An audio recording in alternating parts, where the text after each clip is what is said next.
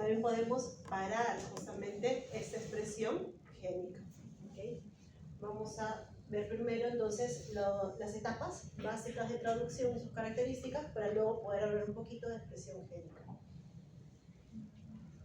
¿Qué queremos? Dice, al finalizar la sesión, el estudiante analiza las fases de la traducción, así como la regulación de la expresión genética a través de un mapa mental. Este ya creo que es el último ya. Yo sé que ustedes deben estar ya un poco cansados.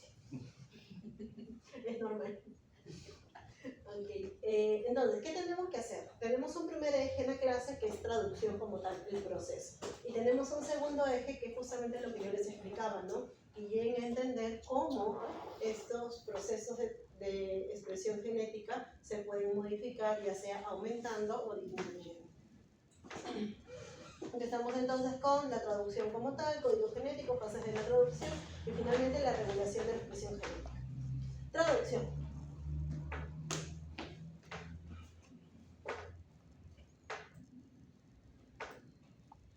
Vamos a completar el video que estábamos viendo la vez pasada. Una molécula de ARN. Este ya lo habíamos visto, ya habíamos visto todo lo que es la transcripción. Lo vamos a adelantar. Acá ya está en maduración. Nos vamos ahí. Y ahora tenemos el ARN mensajero maduro. ¿Cierto?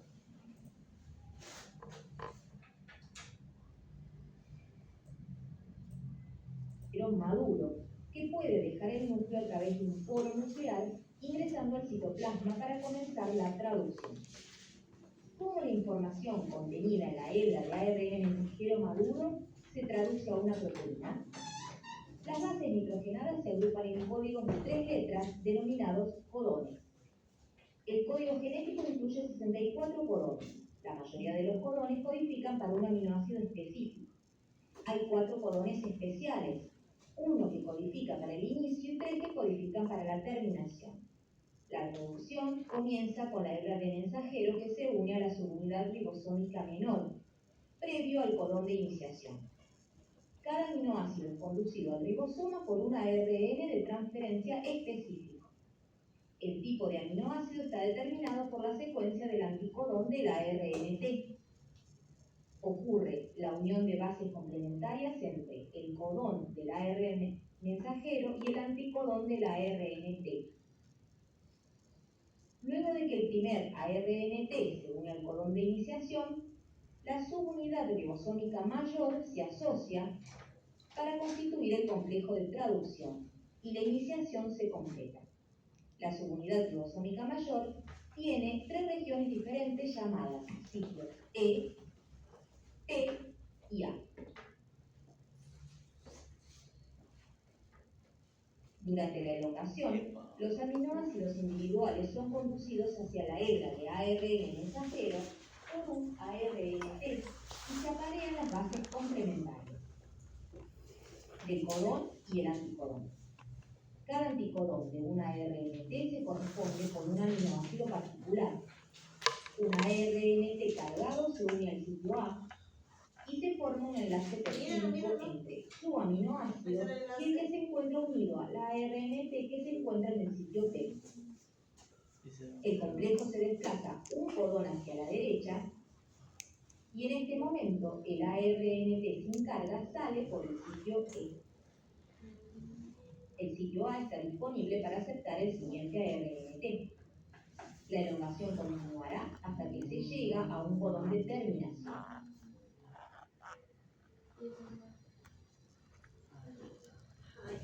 Un factor de terminación se une al codón de terminación en el sitio A y el polipéptido es liberado del ARNT en el sitio P.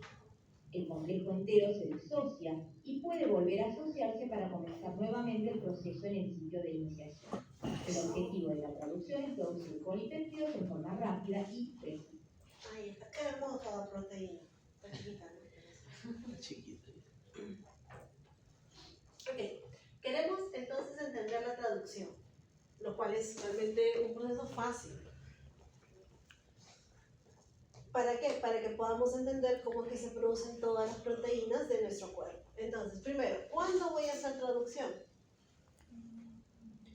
Cuando se requieren proteínas. Exacto. O sea, en todo momento a demanda, ¿cierto? Cada vez que nuestra célula requiere proteínas, ya sea para guardarlas o simplemente para secretarlas, usarlas en el mismo momento, las tiene que formar en todo el instante. Ok, ¿qué necesitamos ahora sí para hacer traducción? ARN mensajero maduro, vamos uno. Pero el codón y anticodón no son elementos que tú necesites, sino están dentro del ARN mensajero y dentro del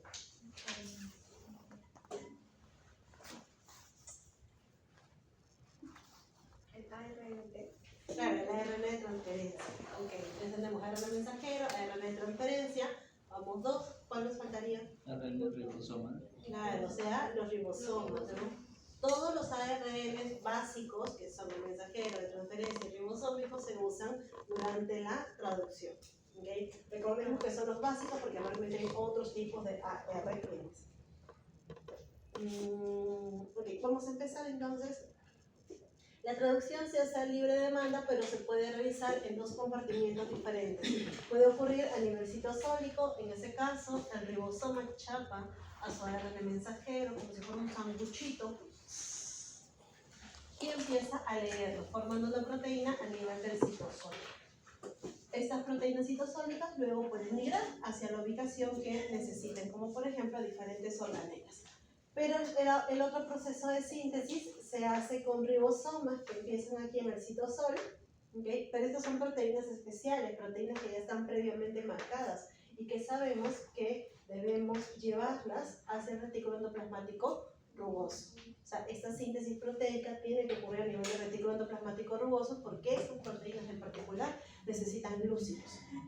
Entonces las llevan, o sea, está el ribosoma, se da cuenta que esa proteína es diferente para un ratito, se lo lleva hasta el retículo endoplasmático rugoso y la cadena de aminoácidos se introduce hacia el lumen del retículo endoplasmático rugoso y una vez que tenemos la proteína ahí adentro, esta se pliega y pasa al aparato de Golgi para que le agreguen los glúcidos necesarios. Bueno, en el retículo endoplasmático rugoso también agregan glúcidos, acá más glúcidos, y luego finalmente se van a tres destinos diferentes, el lisosoma, al exterior de la célula, o sea, se vuelven moléculas de secreción, o a la membrana celular. Dentro de lo que es la traducción, vimos el código genético, estaba en el video, ¿no? Y te recordaban, tiene 64 codones. ¿Ya? Ahora, ¿dónde están esos codones? En el ARN mensajero, ¿cierto? Los codones es la manera como agrupamos el mensaje contenido en el ARN mensajero. Y lo agrupamos de 3 en 3. ¿Okay? Por eso hablamos de estos codones, de estas agrupaciones que vemos acá. Existen 64 combinaciones posibles, o sea, solamente existen 64 codones posibles. Es un tema matemático, realmente no hay más. Estos codones se dividen en lo que llamamos los codones codificantes y los codones stop. 61 de los codones significan aminoácidos, pero 3 de ellos significan paradas, o sea, significan que el proceso tiene que parar. ¿Okay? Codones, y uno de ellos se denomina el codón de inicio, el AOG. Entonces, cada vez que vamos a empezar traducción, lo empezamos efectivamente incorporando metionina, que sería nuestro primer aminoácido en eucariotas, y formilmetionina en procariotas. Y luego de ello, simplemente según los codones que van apareciendo, voy agregando aminoácidos, hasta que llegue a un codón stop. Es decir, hasta que llegue al UGA, al UA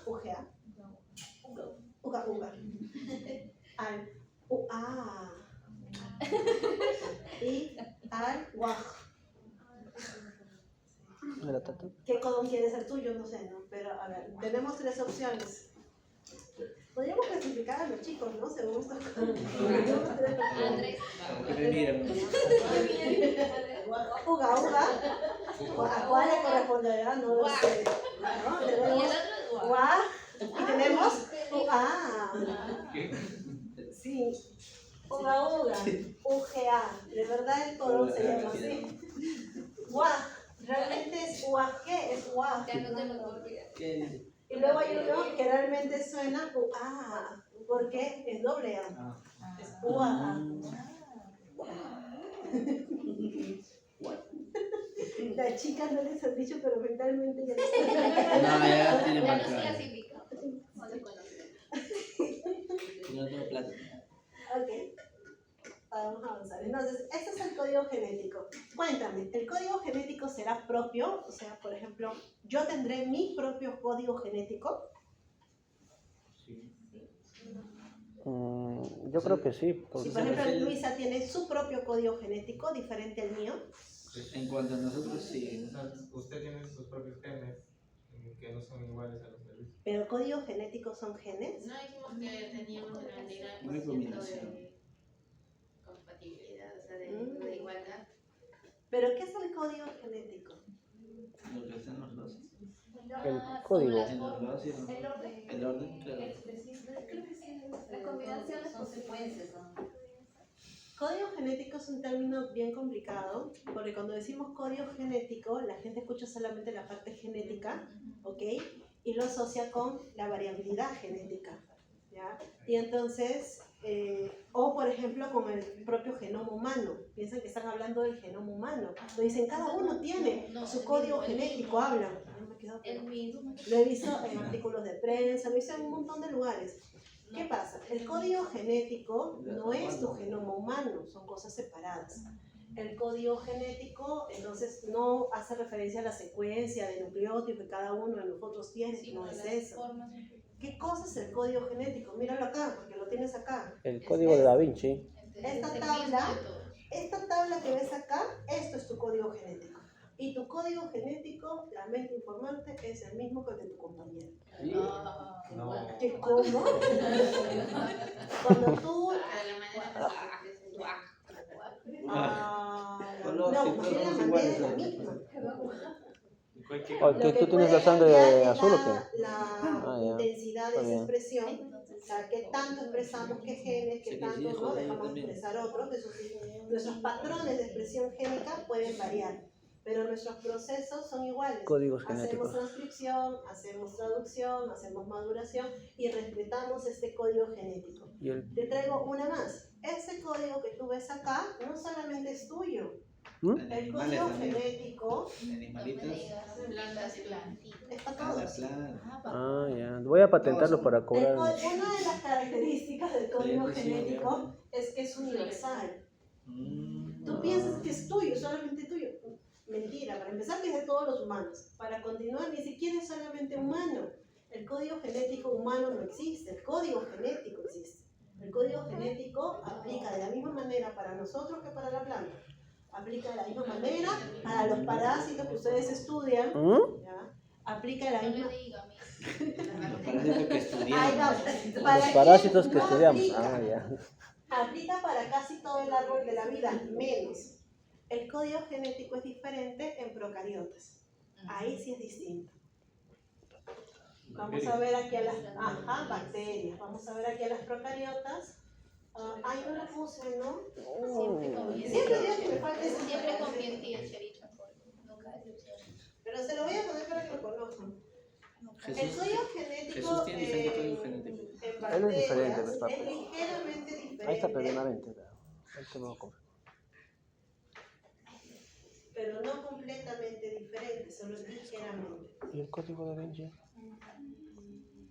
¿No? ¿Viste eso? Yo también. No era en división solo.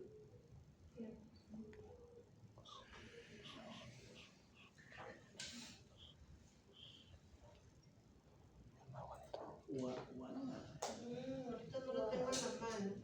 Ya, no. A ver, pero igual yo les doy la visión para que me entiendan. Me acuerdo de unas imágenes donde sí te mostraban la diferencia. No hay más de 4 diferencias, ¿ya? O sea que muchos de los codones que ves aquí se mantienen en lo que sería un procariota. Pero hay pequeñas diferencias. Por ejemplo, un procariota no trabaja con metionina, trabaja con formil, metionina. Entonces, eso es un pequeño cambio aquí en su código. Tiene codones stop diferentes a los nuestros. Entonces, por ahí también aparecen como un par de cambios. Pero como te digo, no son más de 4 cambios, son cambios bastante puntuales. Pero sí, un procariota tiene un código genético ligeramente diferente al nuestro. ¿Okay? De ahí todos nosotros, esa tabla mágica que tú ves acá. Los virus. Los virus no hacen, pues. Corredor. Los virus no hacen traducción. Ellos necesitan, ¿no? Es la maquinaria. ¿Se acuerdan? Dependen del hospedero. Cuando van a hacer traducción, realmente lo hacen con la maquinaria del hospedero, entonces con las reglas del hospedero. Son unos Entonces, no hay un parásitos código genético para virus. intracelulares porque no lo obligatorios. hacen. Depende del código. Dependen del hospedero. Ujú. Entonces, si van a hacer, por ejemplo, un bacteriófago, ya pues, ¿no? Va a ser justamente con el código de las bacterias, de las procariotas. Pero si fuera papiloma humano, pues va a ser con el nuestro, ¿no? Bajo nuestro código genético. Como el suyo. Ok, entonces, el código genético. El código genético tiene un conjunto de características. Ya les fui lanzando la primera, es que es un código universal. Ese es como que el que más llama la atención porque suele ser un error preconcebido, ¿no? Con el que vienen y hay que cambiarse, ¿ya? Luego, nos dicen, es degenerado, no ambiguo, sin superposición y sin puntuación. Ya lo sé, ya. Ahora mira, Ahora otra vez, Mira. de verdad, que se pare. no estamos insultando al código genético. ¿ya? Nosotros decimos que el código es de atentos. Ahora ahí en el examen me van a contestar cualquier Ahí cosa. van a poner a Andrés. Su cara. En el código genético nosotros tenemos 64 codones posibles, pero solo existen 20 aminoácidos. ¿Te acuerdas? 20 aminoácidos. Pero acá en total Muchos hay codones. 64 Muchos codones. codones. Entonces, ¿eso qué significa? Que hay varios codones que significan el mismo aminoácido. ¿Ok? Por ejemplo, acá te muestran la serina. La serina tiene 2, 4, 6 codones en total. ¿Ok? A eso es a lo que nosotros lo llamamos degenerado. El código es degenerado porque varios codones codifican para el mismo aminoácido. Un aminoácido, ¿no?, es generado por varios codones. Acá, por ejemplo, tenemos al glutamato, generado por 2 codones.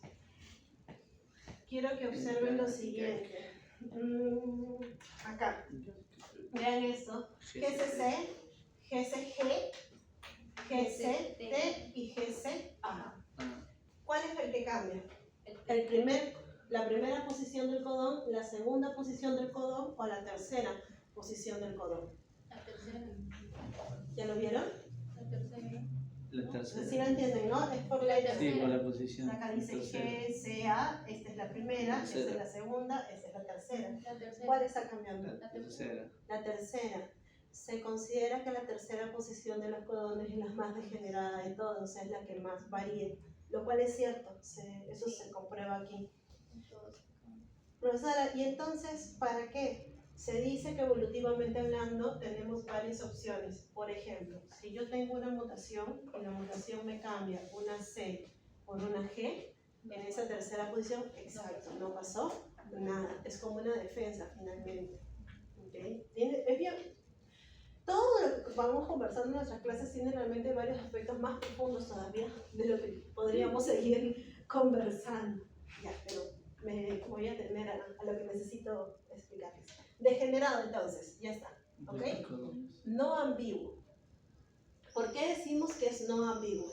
De los 64 codones conocidos, ¿ok?, cada uno de ellos tiene un solo mensaje. No hay ningún codón que codifique para leucina y que también codifique para triptófano. No existe. ¿No?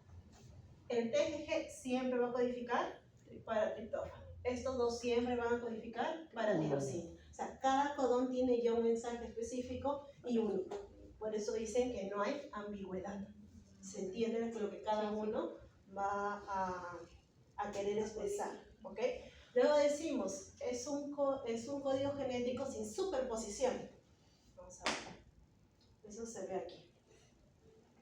Cuando nosotros nos dicen que vamos a leer un ARN mensajero, este se lee de 3 en 3. Y siempre hacemos esto. Como si hiciéramos grupos de A3, ¿no? Estos 3, y luego estos 3, y luego estos 3 de aquí. Y así vamos estableciendo los codones, justo uno al costado del otro. ¿Okay? Es así como se comporta nuestro código genético y a eso lo llaman sin superposición. ¿Qué pasaría si hubiera estado superpuesto? Superpuesto sería así. No se lee alguno de esos. Claro, ese sería el primer codón y ahí ya agarrando la última letra estaría el segundo y ahí nomás estaría el tercero. ¿Vemos? Entonces acá se estaría superponiendo un codón con el otro. Y lo mismo se ve acá abajo también. Está superponiéndose un codón con el otro. Entonces, nuestro código genético es sin superposición. Este de acá es el código genético mitocondrial. No sé si ustedes saben, pero hay una teoría que dice que las mitocondrias pueden venir de los procariotas. ¿Cierto? Que alguna vez fue una procariota. ¿Sí saben? Sí. Claro, ¿no? La teoría endosimbiótica, ¿cierto? Sí. Era una bacteria. Hace mucho tiempo se cree que ella fue una bacteria. Justamente este código genético pues, es más parecido al de los procariotas. Hay muchos así como que aspectos a nivel mitocondrial que siguen reforzando esa teoría endosimbiótica. Ok, vamos ahora sí, ya a la relación de los genes con la traducción. Eso es más o menos lo que les estaba dibujando al inicio de la clase, pero acá está bonito, obviamente. ¿No? Tenemos el gen, pero recuerda el gen que yo ya te enseñé. Ya nada que solamente el ADN, como yo he dicho hace un rato, sencillito, no, sino el gen con todas sus partes, se supone que estamos estudiando nosotros. El gen con todas sus partes involucra un promotor, ¿okay? Dentro de lo que es la secuencia regulatoria puede incluir el potenciador, el silenciador. El potenciador es el enhancer en inglés, ¿no? ¿Okay? Luego tenemos acá el 5'UTR, los intrones y exones, y el 3'UTR. Por acá hay más secuencias regulatorias porque, claro, pueden haber. ¿Okay? Cuando yo haga mi, ¿cómo se llama? Mi transcripción va a empezar acá, al costado del 5'UTR. ¿De acuerdo? Porque esa región se transcribe, pero no se traduce. Entonces copio todo esto hasta acá. Y ese sería mi ARN mensajero inmaduro, considerando los UTRs, ¿no? ARN mensajero inmaduro, si lo tiene. Y entonces me tocaría hacer mi maduración. Maduro, acá está pues la caperuza 5', la colita polía, ya eliminé a los intrones. Sigo todavía con esas regiones azules, acá siguen estando los UTRs, 5'UTR y 3'UTR. Esta molécula es la que va a entrar a la traducción. ¿Okay? Cuando ingrese a la traducción, va a venir el ribosoma con su subunidad mayor y su subunidad menor. Ahora vamos a ver los detalles. Se va a unir, va a avanzar y justo aquí va a empezar a copiar, porque los UTRs no se leen en traducción. Entonces solamente, ¿no?, avanzan. Y entonces comenzamos a colocar, no serían los complementos, empezamos a traer ARN de transferencia que contengan el anticodón respectivo y que traigan el aminoácido específico. Y que se comience a leer el mensaje. Entonces, ¿cuál es el mensaje que leemos? Solamente la parte rojita, solamente los exones. Los UTR sirven como regiones estructurales, como regiones de anclaje, pero no sirven para tener un mensaje, no tienen realmente un mensaje aquí en la traducción. ¿Okay? Por eso decían que no se traducía. Okay, vamos a agregar un término más. Ahora nos dicen marco abierto de lectura.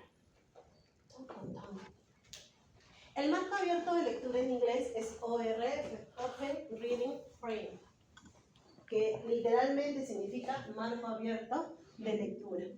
¿Ya? ¿Qué significa un marco abierto de lectura? Significa haber encontrado una región en el ADN que tenga un codón de inicio, ¿okay? Sería auge acá, y hacia el ADN sería TGA, ¿cierto? Acá tendría que tener TGA. TGA de A sería T. Espérate, creo que me estoy confundiendo. T con A. No.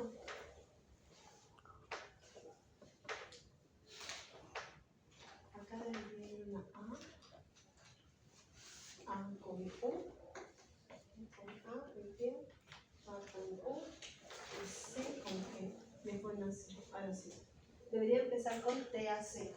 Entonces nosotros buscamos dentro de lo que es el ADN un codón de inicio, pero no va a ser AUG como tal porque eso es en el ARN, sino su complemento, ¿ya? ADN.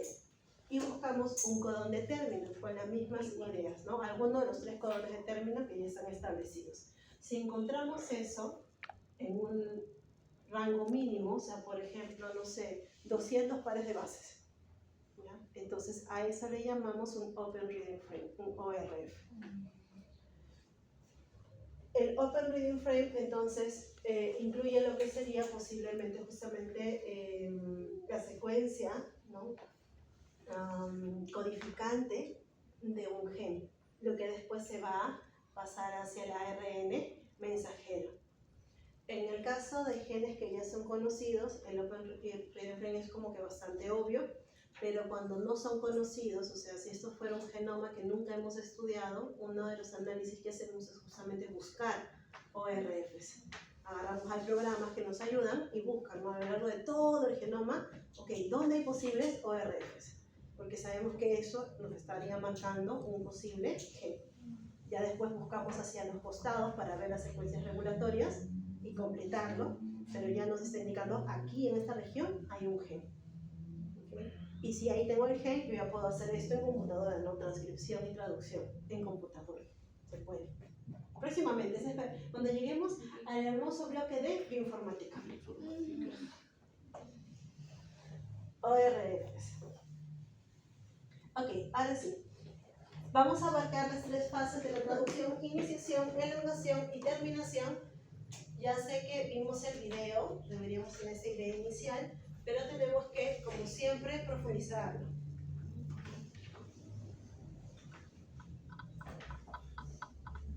Iniciación de la traducción en procariotas. ¿Dónde están los subtítulos que no necesitamos?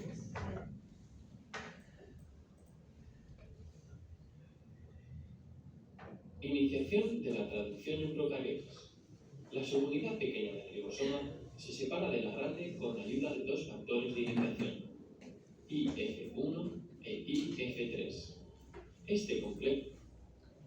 Acaban de aparecer nuevos factores. Estos de acá se llaman factores. Así como teníamos factores de transcripción, ¿se acuerdan, no? Los factores basales de transcripción. Ahora tenemos factores, pero para la traducción, ¿ya? Estos factores los vamos a usar en las diferentes etapas que tiene la traducción. Y normalmente su nombre indica la etapa. O sea, si te dice IF, lo que se llama factor de iniciación. Bien imaginativos. Y de ahí simplemente le pusieron numeritos, el 1, el 2, el 3. Acá te muestran el 1 y el 3, ¿okay? Que están unidos ahorita a la subunidad menor procariota. Y acá está el primer ARN de transferencia. Mira, está cargado con formil, metionina, ¿no? Como ya te había mencionado. Se une entonces a una región rica en purinas, la secuencia Sain-Talgar. Aguas arriba del codón de inicio AUG en el ARN mensajero. Esta es parte de la zona no traducida, o sea, del 5' UTR. ¿Te acuerdas? Aquí estaría el auge, el primer codón, el codón de inicio, y hacia atrás tendría que estar el 5' UTR, que en procariotas tiene una secuencia conservada solo para procariotas, yo no tengo, solo para procariotas, y se llama Chain-Dalgarno, es muy conocida porque efectivamente es el punto de anclaje para esta subunidad menor. La secuencia Sain-Dalgarno es complementaria y está emparejada a una secuencia del ARN ribosómico 16S, un componente de la subunidad pequeña. Este alineamiento asegura que el codón de inicio se encuentra en la posición correcta dentro del ribosoma. Otro factor de iniciación, IF2, lleva el ARN transferente iniciador míralo acá porque va a haber un cambio. Mira este GTP. Cuando el árbol de transferencia, el primero, lo que le llaman el iniciador, se junta con el factor de iniciación 2. Este factor de iniciación está con un GTP. ¿Okay? Y ahorita aparece de esa manera, con un GTP. Pero mira lo que va a pasar con él. De inicio N por 1000 metionina. La subunidad grande del ribosoma se une al complejo y los factores de iniciación se liberan. ¿Vieron lo que pasa con el GTP? Brilló. Brilló. Claro, se hidrolizó. Eso. Ya. ¿Y para qué se hidroliza un GTP? Para GDP. ¿Pero para qué? Energía. ¿Para qué? Energía. Para darnos energía. El GTP actúa como el ATP. El proceso de traducción requiere energía, pero no usamos energía del ATP. Es uno de los procesos que usa GTP. ¿Okay? Entonces, se ha hidrolizado para dar justamente energía para que esta unión realmente se pueda dar. ¿Okay? Y finalmente está viniendo la subunidad mayor del ribosoma procariota. Y con eso estaríamos culminando lo que sería la iniciación. Iniciación. Ya la traducción dice. Ah, no, estamos en la iniciación nomás. El inicio. Te querés quemar ya. Era para el sana, Ahí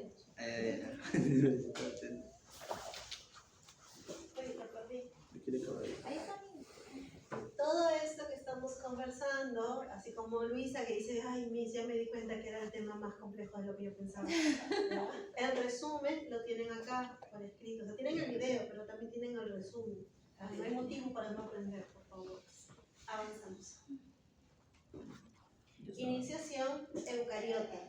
Entonces, acabamos de ver la iniciación procariota. Se supone que quizás o quizás no, han escuchado por primera vez a los factores de iniciación. Puede que quizás antes no los habían mencionado. Han conocido a los factores de iniciación 1, los factores de iniciación 2 y el factor de iniciación 3. ¿Ok? Procariota. Ahora vamos a conocer a los eucariotas.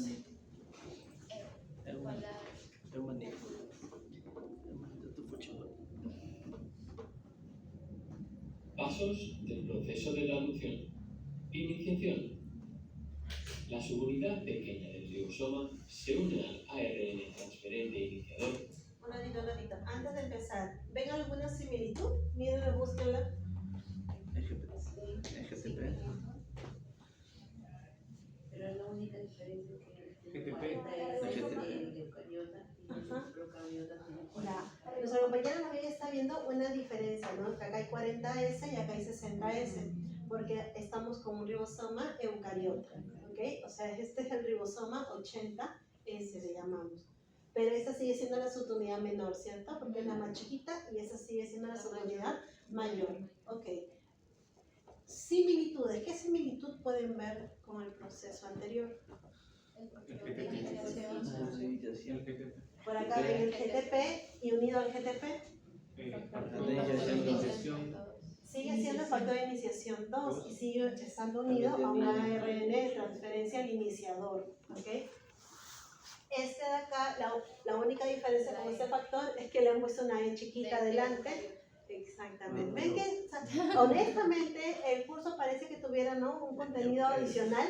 Son cosas medias tontas, fáciles. Obviamente es el eucariota, ¿ya? Porque así dijeron, así los vamos a diferenciar nosotros. Entonces está ahí. Pero de ahí la idea es la misma, ¿no? Se están comportando de la misma manera. Acá igual, mira, acá está el 1 y el 3 con la subunidad menor. Se une al ARN transferente. Solo que están pues en su versión eucariota porque estamos en el proceso eucariota. ¿Okay? Ahora sí viene una diferencia importante. Obsérvenla. De iniciador que lleva el aminoácido de inicio medionina. Ah, yo fui. Pasos del proceso.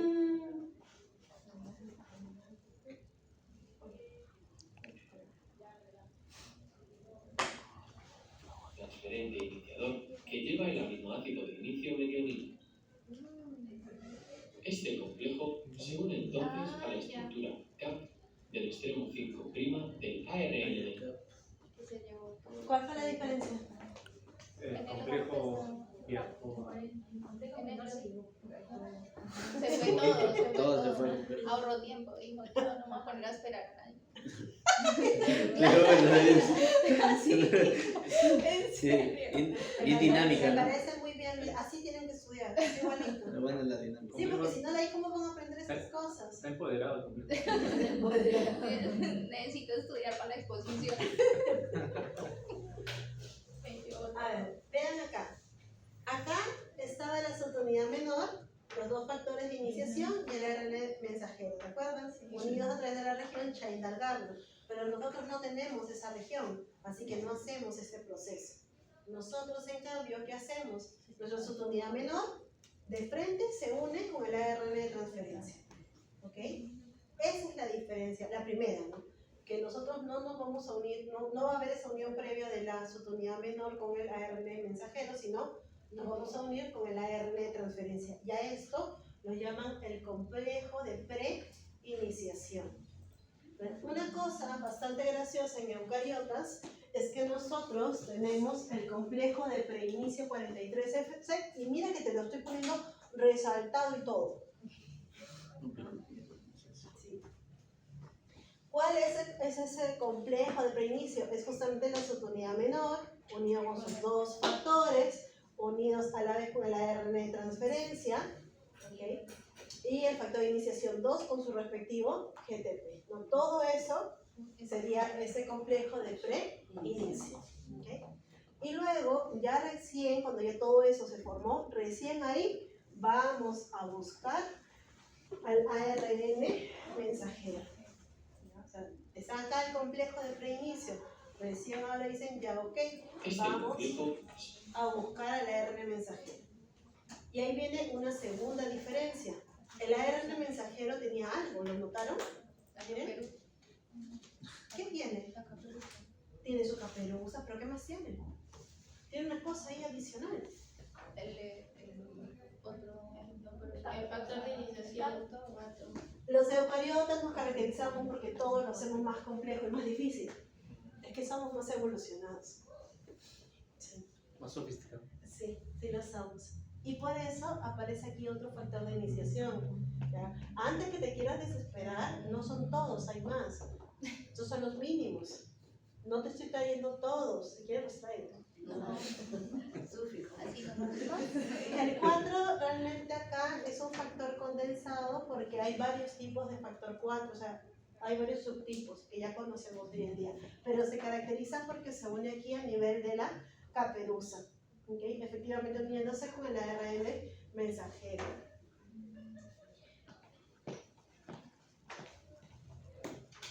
Y una vez que ya todo entonces se juntaron, viene la tapita, o sea la subunidad mayor, y ocurre la hidrólisis, ¿no? La misma hidrólisis de hace un rato, ¿ven? Bien, viene la tapita, se hidroliza y todos los factores finalmente se retiran, completando lo que sería la iniciación. ¿Okay? Iniciación entonces es lo mismo que hemos estado estudiando, solamente que se complica un poco con la aparición de los factores de iniciación. 1, 2, 3 para procariotas, 1, 2, 3, 4 para eucariotas. Y esto es lo que yo te explicaba. Realmente hay más factores. Acá está el 4, yo te decía, el 4 en el video solo dice 4, pero hay varios tipos de factor 4, 4A, 4E, 4G, todos siguen siendo factor 4 realmente. ¿Ya? Antes de que digas, profesora, es mucho, no es para que te aprendas más factores, la imagen es para que aprendas una cosa de la traducción. Siempre te voy a enseñar la traducción como si fuera lineal. Yo empiezo acá, me voy de frente y termino por acá, ¿ok? Como en una línea. La traducción realmente es circular. El ARN mensajero, con su caperuza en un extremo y su colita polida en el otro extremo, ¿ok? Junta sus dos extremos. Esa es una de las cosas que hacen esos dos extremos que no tienen los procariotas. ¿Cómo los juntan? Justamente con los factores de iniciación. Los factores de iniciación, que por eso reconocen la caperuza 5', ¿ok? Ayudan a que la caperuza 5' y la cola polía se puedan reunir. Y